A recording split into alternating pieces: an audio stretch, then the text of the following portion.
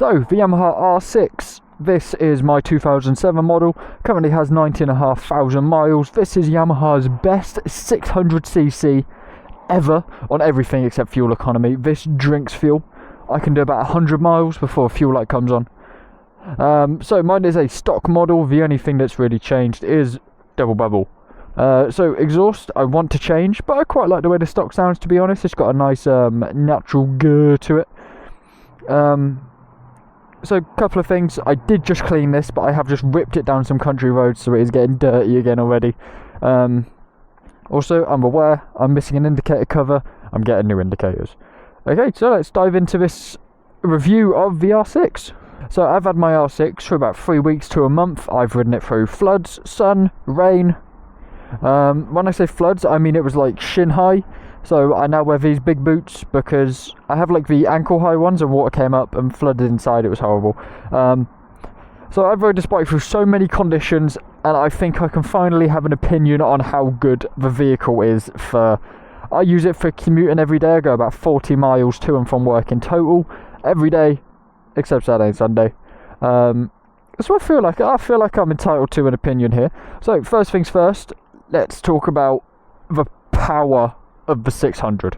We'll get into the comfortability and everything later on for commuting, all the boring stuff. So the power, gear 1 is mental. I still struggle to control it. I mean, here's a clip of me on a roundabout a couple days ago. I mean, that's pretty embarrassing, to be honest. Gear 1 is like all or nothing. So you've really got to balance the clutch. My downside is I use far too much rear brake. I'm working on it.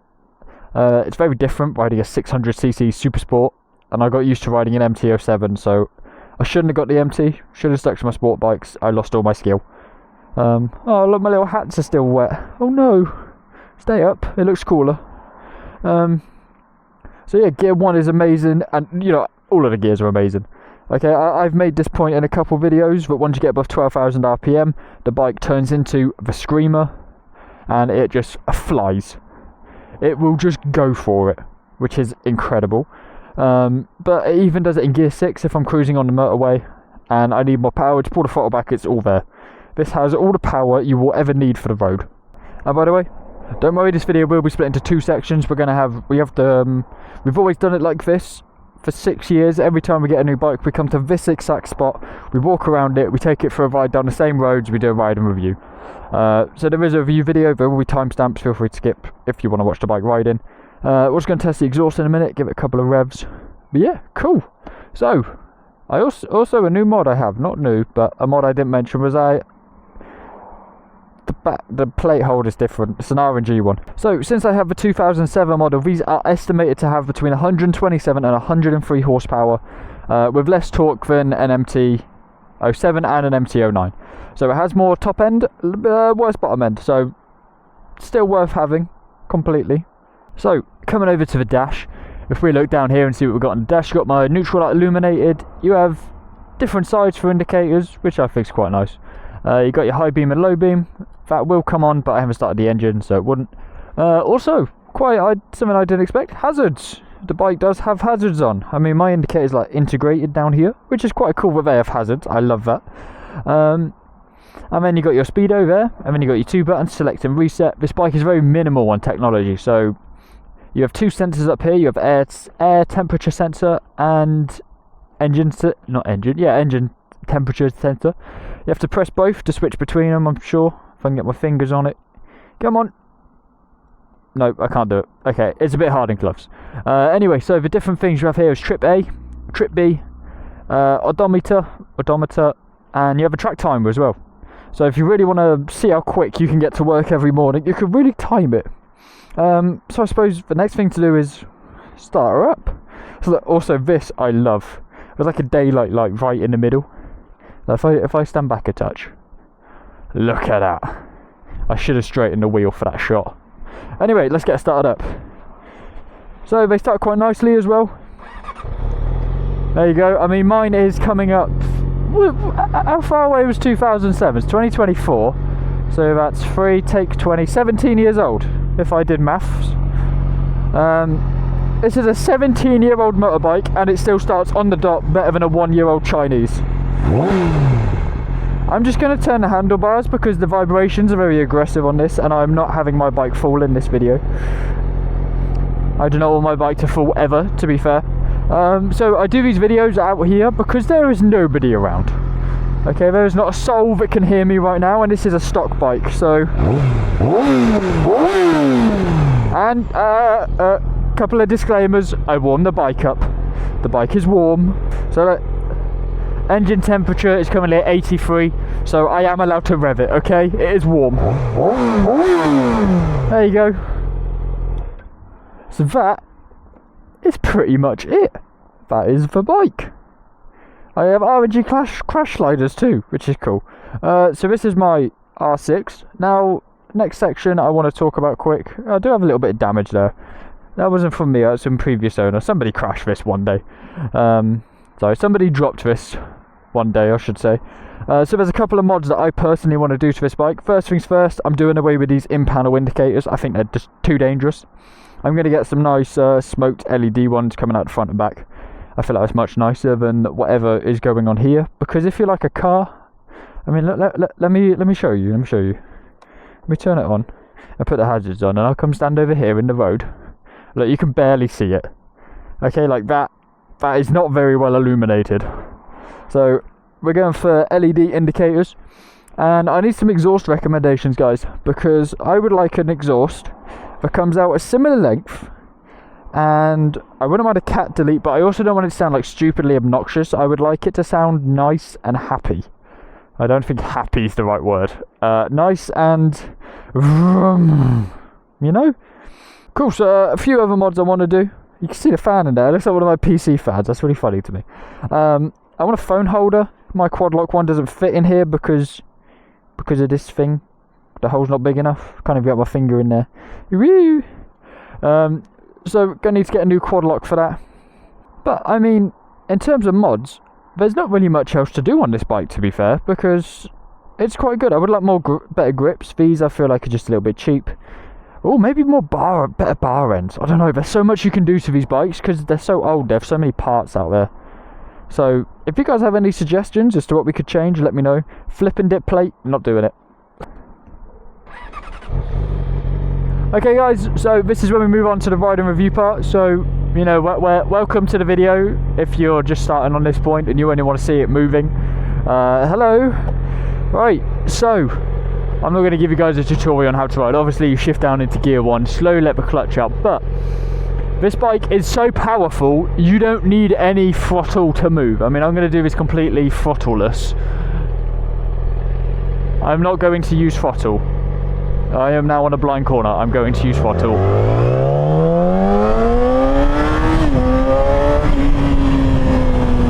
So that is using no throttle at all. I mean, that was me barely pulling it back because you don't need to pull it back. If you pull it back on this, you're going to die.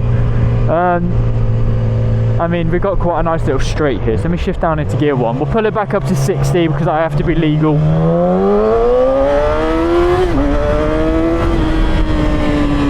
So yeah, it pulls quite well. I mean, if you imagine that and compare it to like a 125, that is a world of difference. I mean, people that are getting R6s are obviously people that are a little bit older than me normally. I am 22 riding an R6 in the UK. I am a speciality. I don't know how I got to this point, but I did, and I love it. So, I mean, technically, when I first started riding this bike, I was trying to get used to the power of all the gears. And I was like, when am I ever going to need gear 6? And then I realised that gear 3, 4, 5 and 6 are just fuel savers. I mean, there is no gear indicator on this, so right now, guys, I'm in gear 3.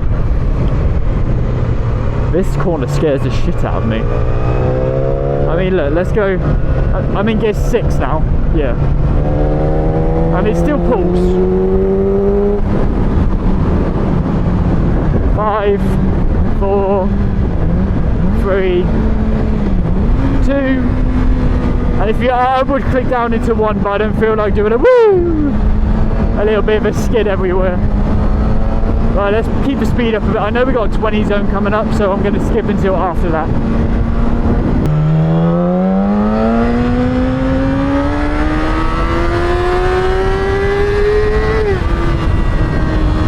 Yeah, so that's just gear 1. And this is gear 2 and it takes you up to 70. And then gear 3 you use to save fuel.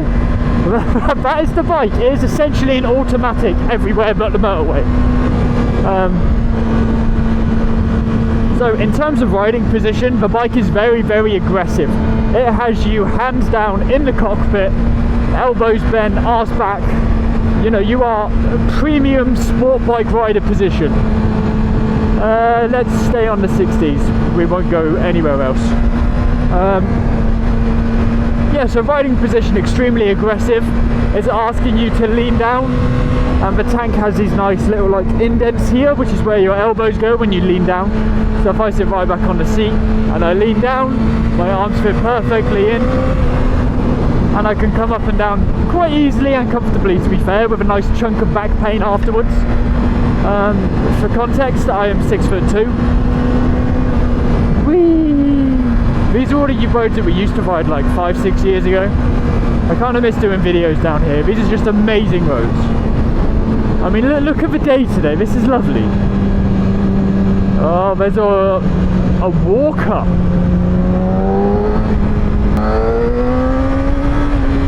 Oh, I shouldn't have done that. I didn't see the bump. I think I just shit myself a little bit. Whee! So yeah, plenty of power on this bike, all the way through the gears. On every gear you have power. It's not like a 125 where you get in gear 6 and there's nothing left. It's not like a CBR 500 where you have to use all the gears to get up to the national speed limit. This bike is bike.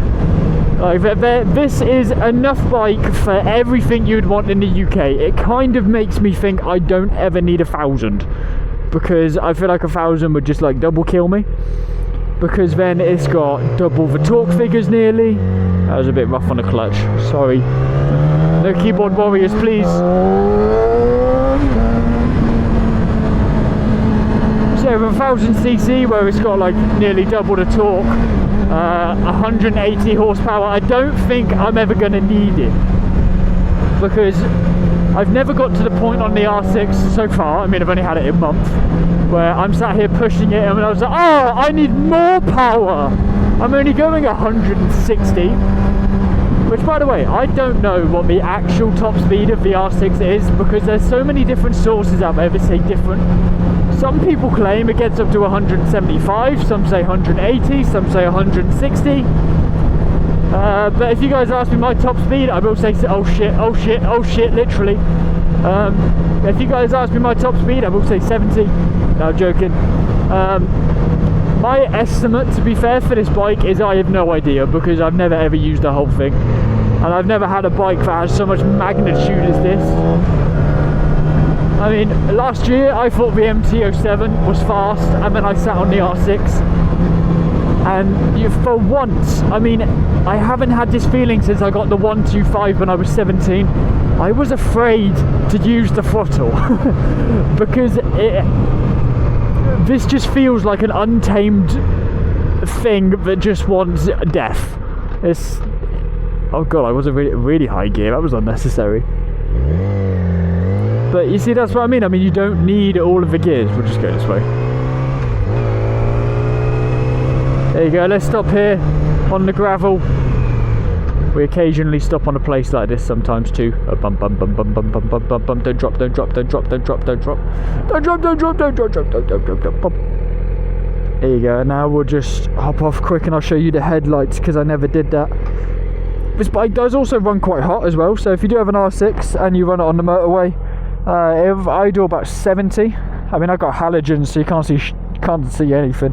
If I turn on the high beam, you notice the high beam light's now on, and the high beams are on. That's blinding, goddamn. So yeah, that's pretty much the R6, to be fair. If you do sit and idle in traffic like this, I'm not in traffic, but if you do sit and idle, temperature gauge will go up. Also, if you're slow moving traffic, filter in for over like 5-10 minutes, it will get to 100 degrees, fans will kick in, cool it down. Lovely. Yeah, let's just give it a cheeky rev. Yeah, we love it. We love it. Nath has a real bike. Woo! Right, now let's get off this gravel without death.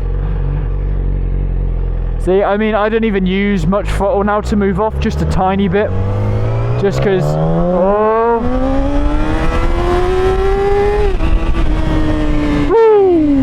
I love it. You can just hear the bike. It's like, whoa, and then it hits that point where it's just like, meow.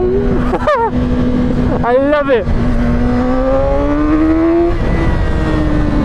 Although I gotta say, I haven't actually power wheelied yet because I don't pull the throttle back very often like that. I have had some moments where I'm in like gear 3 and I'm like, oh, I wonder what will happen, and it does like a little whoop. But nothing too extreme, to be fair, because if it does power wheelie, I'm going to drop the bike, so I'm going to be careful with it. But, oh, this is a lovely ride. The Yamaha R6 is an incredible vehicle, and I'm so sad that they discontinued it. But in a couple of days, I'm announcing an R9, so we'll see how that stacks out. But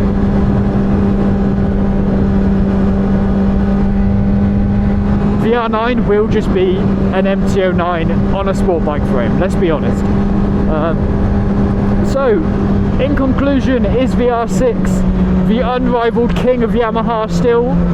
At the middleweight class, I mean, we're not including the R1 here, because let's be honest, the R1, it just beats everything. I don't care what bike you think is the best, the R1 is the actual best. There you go, I don't need to rev match, because I get bullied because I can't do it properly sometimes. Let's open up the visor. So yeah, Yamaha R6. Do I recommend getting one in the UK in the current state? A few things to be aware of. Road tax is about, I think I pay 74 a year, which is pretty good. It's less than the MT07. Another thing to note about is the insurance. Because these are getting rarer, the insurance is getting more expensive. It just keeps going up and up and up and up and up. So be careful on insurance prices. In terms of fuel, I put about... I really pushed the fuel light, to be fair. I can do about 25 to 30 miles on a fuel light. So I do push it. I don't think I should. And I put about 17 to 22 pound in every day. Not every day, every time I fill up. So 130 miles for 20 quid. Not the best, but it is awesome. So to round off this video, I just want to ask you guys, would you buy an R6 if given the chance? Okay guys, so now we're pulled over and stopped. You can see the temperature's rising, like I told you, it's already up at 90, which gives a nice heat around my legs in the winter. I love it. So my question to you guys is, would you buy an R6 for commuting like me? I do about 40 miles a day, sometimes takes about 45 minutes each way. But this is a lovely, incredible bike, and even though I commute and I'll be taking it up and down the country, I nearly stalled. It is the most forgiving, awesome bike I could ask for. And let me know your guys' thoughts.